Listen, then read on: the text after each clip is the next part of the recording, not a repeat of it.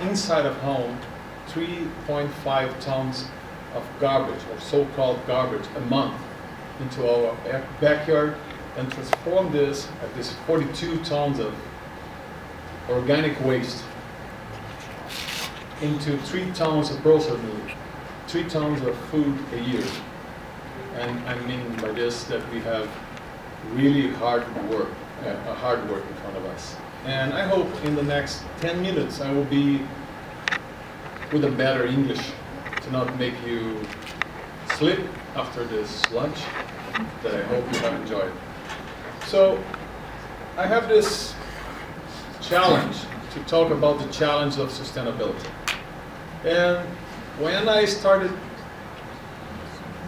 listing the challenge, I stopped when I was in the number 100. So I decided for only 10 of the challenges, because it's an infinite number of challenges that we have in front of us. So what I will speak here is not in academic sense, like results of investigation. I will not use a PowerPoint. I will ask you to have patience with me, because what I will share with you will be much more impressions. And I would like to invite you to listen to this as impressions of an urban farmer.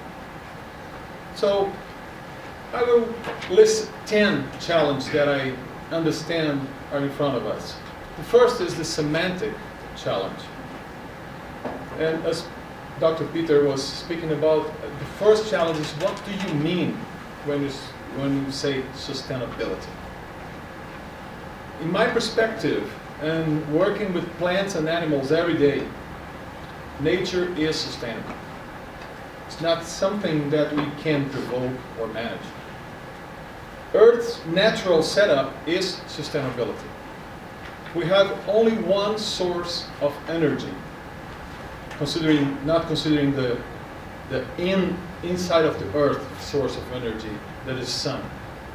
And nature has built a setup where we have an increment on the fertility of the soil, and where we are adding and keeping energy that arrives in this planet in a positive balance. We can't promote, encourage, or manage sustainability. We are the only force in this planet that transcends the limits of sustainability. If 65 million years ago a meteor has shocked to this earth and destroyed the majority of life in the 5th last extinction, we are the meteors today. We have transformed the cycles of nature into chains of production. And now the rests, dejects, and leftovers of it, instead of feeding the ability of the soil, this ability that the soil has to accumulate fertility and energy through life cycles of oxygen, carbon, nitrogen, and so we have been transformed into depletion, scarcity, and pollution. We took almost all the cycles of life and we transformed into a chain of production. And we continue having these leftovers, this rest, this dejects that now are producing pollution and landfills. And we are chained into this chain of production. If we mean by sustainability our ability to continue doing the same and sustain this destructive process, we have nothing to do. This is our first challenge. The second that I paying attention on is the responsibility challenge. Are we responsible for the environment? I would risk saying no. The answer is a big no. If we still have the anthropocentric perspective we have assumed in the last 500 years, acting as miners, or the more recent attitude as managers, a minority has attempted in the last 40 years, my answer would be, we are not responsible for the environment.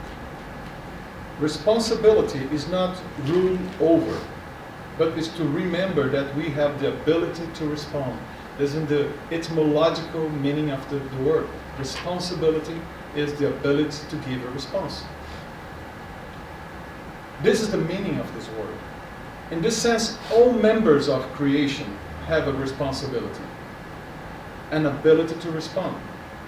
Minerals and climate respond out of chemical and physical laws and principles. Vegetables respond out of those laws and their genetic codes. Animals respond out of all this and their instincts and emotions in the superior animals.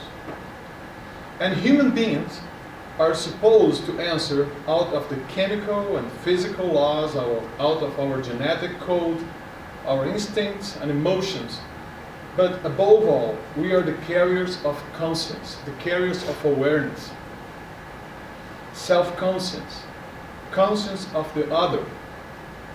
The mess has been created, and we have broken almost all, at this point of history, almost all physical, chemical, genetic, instinctive, emotional principles that drive all the rest of creation, through which we could respond by blinding ourselves from our conscience and distracting and entertaining us with our consumption.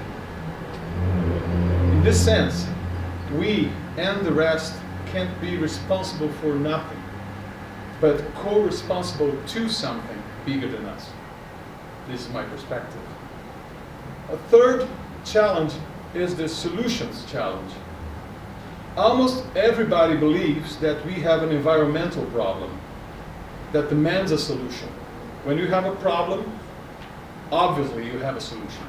It can be hard, can be difficult, can be very hidden, but you can find a solution. I could risk saying that we have no such a problem. If we had a problem, it could be hard, but we would have a solution for the environmental problem. I believe we do not have a problem, but a predicament, or a dilemma, if you prefer. When facing a dilemma, we cannot offer a solution, only an answer. A problem is to lose a job, to break your glasses. You can just go and buy another one.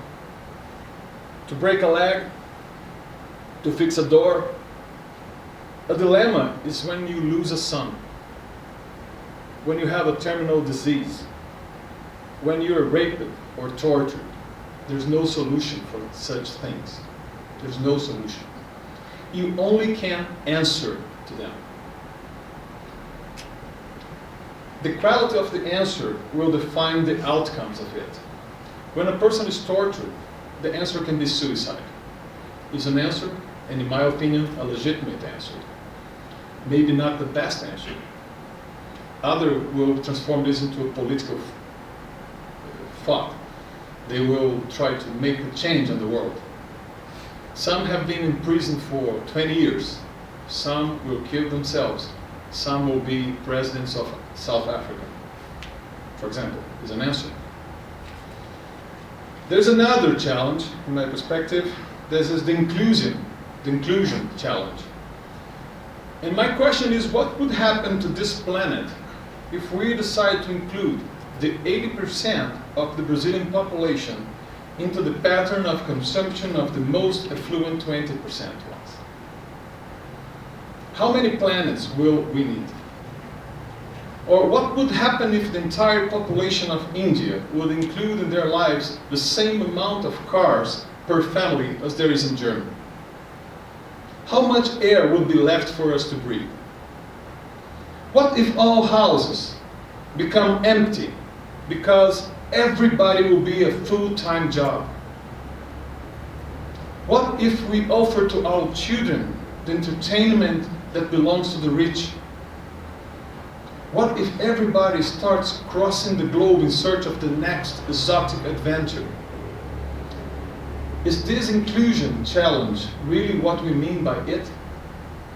Won't we really include people in this crazy new world that we have created in the last 70 years? It's a question that challenged me. There's another challenge in my perspective, that is austerity challenge. We are facing a world that, because austerity has become a kind of synonym of poverty, or for poverty, we are going to face the rise of an imposed austerity. No more jobs, no more movies, no more consumption, no more space, no more grains. Wait for next May and you see. Actually, today we have the same stock of grains we had in 1974, just for you to know. This is a FAO information, it's not mine information. Because we have chosen to add more and more to what we already had. The self-imposition of a voluntary austerity is understood as a limitation of life that prevents us to experience all that is there available for us. We have lost the ability to enjoy the abundance of frugality and have replaced it with the scarcity of excess. We have exchanged abundance for excess. We have 5 grains that we use and we call this abundance. We have monocrops of soybeans and corn, and we could affirm that the rich Brazilians or the rich Americans are like Cheetos with brains. You know, lots of corn and a brain. Because we're eating so much corn, so much soy as no other being in this creation is. Then we have another challenge that is the 6th one, that is the challenge of scarcity, the scarcity challenge. We have believed that we live in a world with a scarce resource. And sorry if there are economists here. And in this world of a scarce resource, we have this unlimited needs.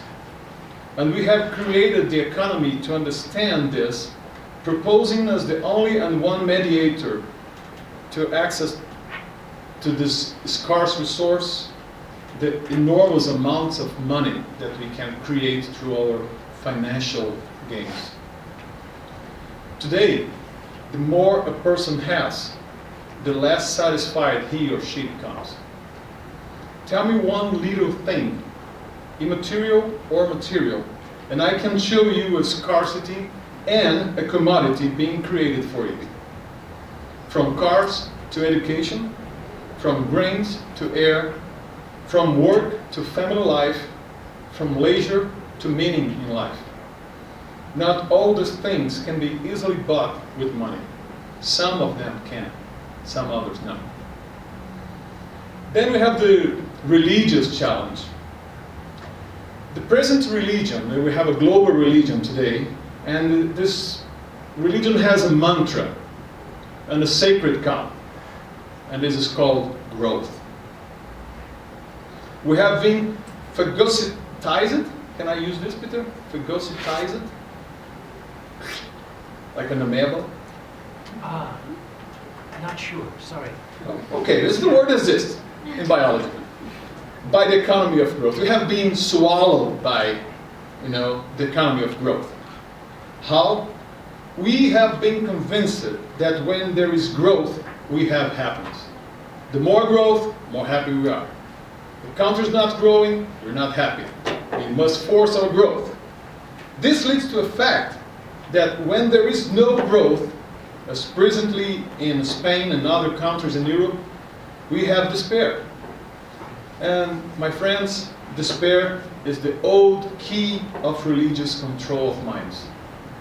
If you offer hell, then you can offer salvation. Next. Maybe we were not put in this world to grow eternally, to have a high-speed development, or to progress forever. Those are only religion's statements. We have temporary lives, and we need to be very aware of this. We have fragile bodies, and we have lack of force. Of all animals in this creation, we are one of the weakest one. We are recipients of a strong conscience that make us able to enjoy life, to be happy inside of limits, and meaningful observe nature inside of limits of normality and care of creation. And we are so entertained to not have this awareness. We need to be distracted all the time by TVs, by gadgets, and all this stuff that we have around us. All the sounds, all the music, all the things that are there to keep us sleeping. We cannot continue to be fooled by the joy brought by a model based on the development, dependent on the happiness of consumption of things that we don't need, paid with money we don't have, to impress people we don't care about for a short period of time until the next shopping experience. The World Health Organization report in 2009 affirms that suicide among children from 5 to 14, and sorry, 14 is still a child, and suicide among children from 5 to 14 has now 11 in each 100,000 in the United States of America. And that has increased in the last 40 years in scary numbers like 3,900% in Ireland, 646% in New Zealand, 570% in Norway, 292% growth of suicide in Hong Kong. Suicide among children, depression in the teenager are symptoms that something is going really wrong with our model. Children are not supposed to commit suicide, period. They're not. The growth challenge is the 8th one.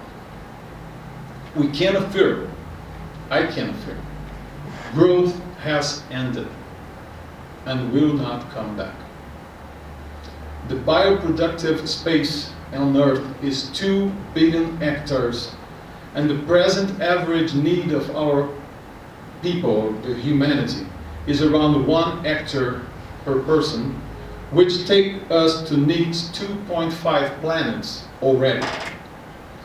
If we reach the goal of every person in this world consume like an American, we will need 30 planets by the year 2050. A simple impossibility. Doesn't matter how much spacecrafts we can send to find a new world, it's impossible. Then we have the mitigation and adaptation challenge. The extreme climate events are growing. The spaces are not available. Waters are polluted. Seas depleted. And soil eroded. Some scientists affirm we need to adapt. Others encourage mitigation. And are some that affirm that we are being faced with this another challenge and we need to give a response to this. And the last one is the innovation challenge. This is a congress about innovation, so I add innovation here just to please my friend René. In the last 300 years, the scientific method and the Cartesian approach have led us to the limits of possibilities. What used to be available only to kings and the arrogance typical of emperors became the general attitude and the general access in the world. In the last 24 years, we have globalized those feelings. We have understood innovation as faster, fatter, bigger, deeper, taller, higher. And we are tired of it, bored by it. And maybe we will not meet this demand by doubling the amount of the medicine that is killing the patient. But for sure, we need to innovate in order to have an answer, but how? So I will try some possible answers, because eco-boring guy is terrible. To raise this field challenge here can sound as the end of a Sirens song in Ulysses narrative between the rocks of Scylla and Charybdis. I think everybody knows the narrative. It only can add despair to our imminent crash. And I don't want to sing like the Sirens. I believe my challenge here could be how to sing the most beautiful song. As a dear friend of mine likes to remind me all the time. We will not avoid our crash by being negative or desperate, or by closing our ears with what's. As Ulysses, we can invite Orpheus to sing a song more beautiful than the one by the Sirens. And by listening to it, we can maybe cross the rocks and reach our goal listening to the most beautiful song.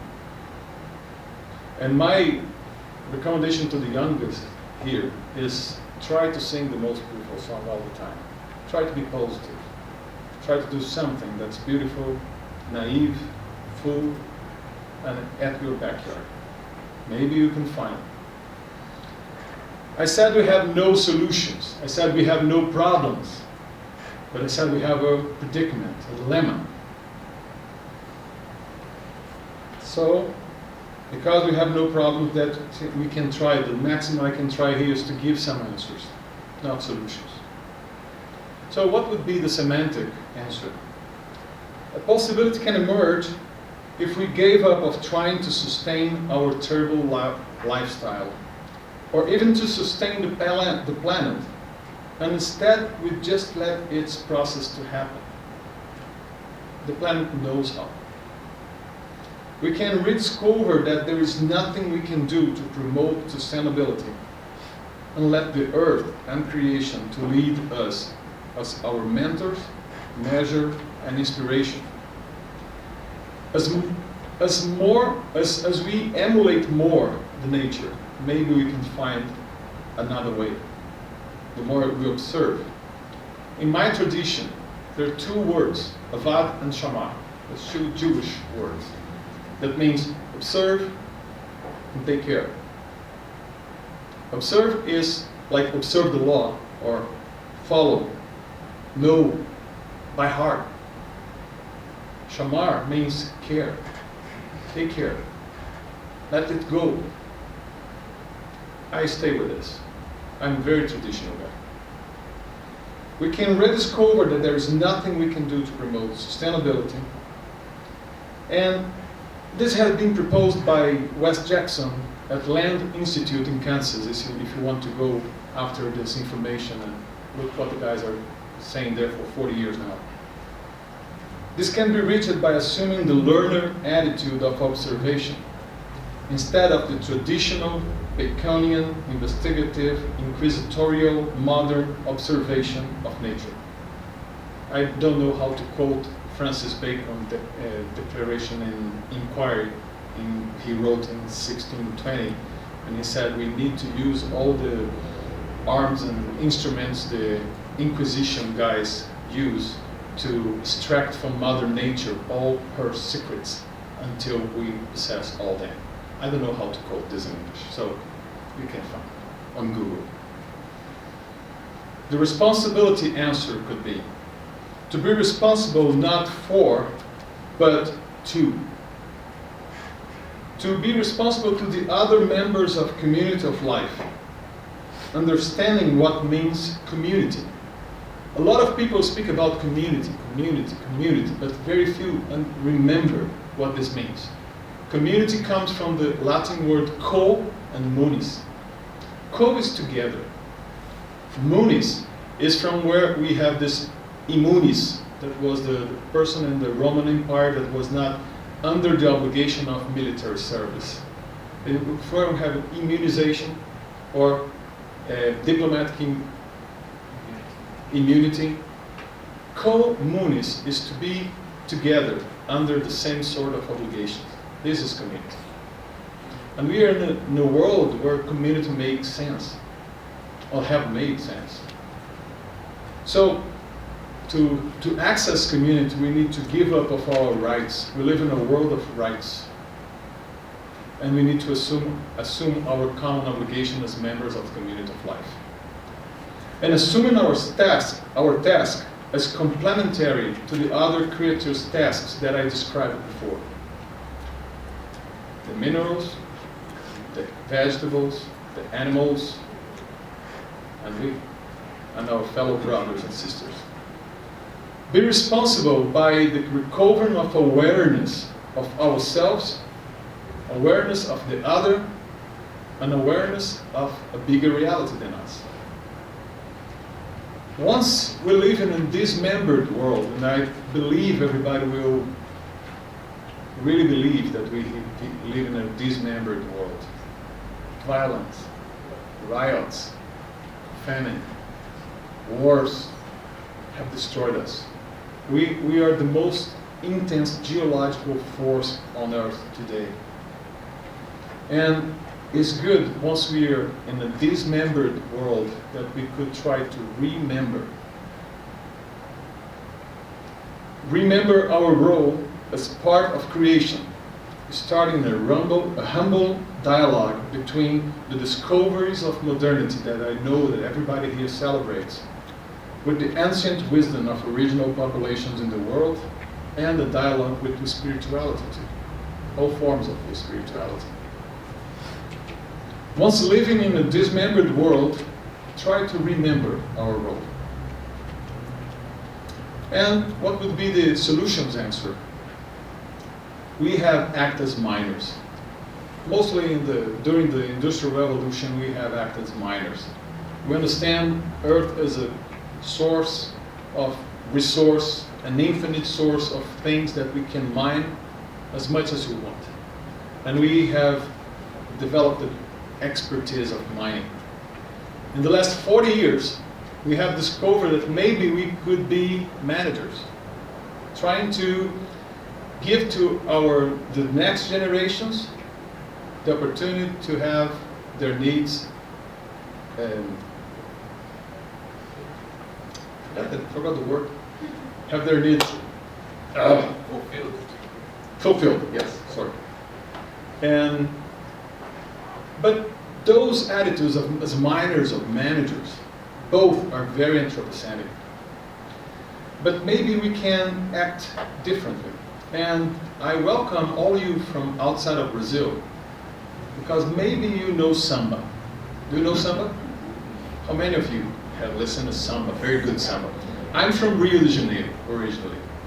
And there is the land, is the place where you have the best experience of samba. And you know, I can use this other metaphor. Now I will speak more about myself. And when you sing as a miner, you could sing like a diva, you know. You can sing loud. You can go beyond the limits of the human voice. You can break a glass. You can be fantastic, alone on the stage. When you sing like a manager, you sing like a very good band, and you are concerned about singing well, optimizing all the resources you have, all the characteristics of, you know, band, orchestra, people, crowd, everybody can play this and have a very good show. But if you want to sing a samba, you can't sing loud. It will be terrible. And it's not important to sing well, but to sing a samba. I really have a good samba on my computer that I could show you. Marisa Monte, one of the best divas in the world, you know, singing a very good samba. And to sing a samba, you need to know how to sing together. It's not important to sing loud or to sing well, but to know how to sing together. Then you can have, and you know where you can experience, all the foreigners here, please, if you go to Rio, ask a tourist guide to bring you to a fundo de quintal, a backyard. Backyard samba is the best experience you can have, and normally a backyard samba starts around 8 p.m. and ends around 5 a.m. because nobody wants to leave, and everybody's singing together. So instead of being miners, as we have been in the 300 years, the last 300 years, or being managers that we are trying to be now, I could offer you an answer like, what about being a samba musician? And learn how to sing together. And if you want some classes, go to the suburbs of Rio and you see what I'm talking about. Learning to sing together, learning to consider everybody as important, act more for collective participation than individual performance, and have all this at the level of our backyards, acting out of a preferential option for the possible. We are very used to preferential option for the poor. I'm saying start a preferential option for the possible and you see what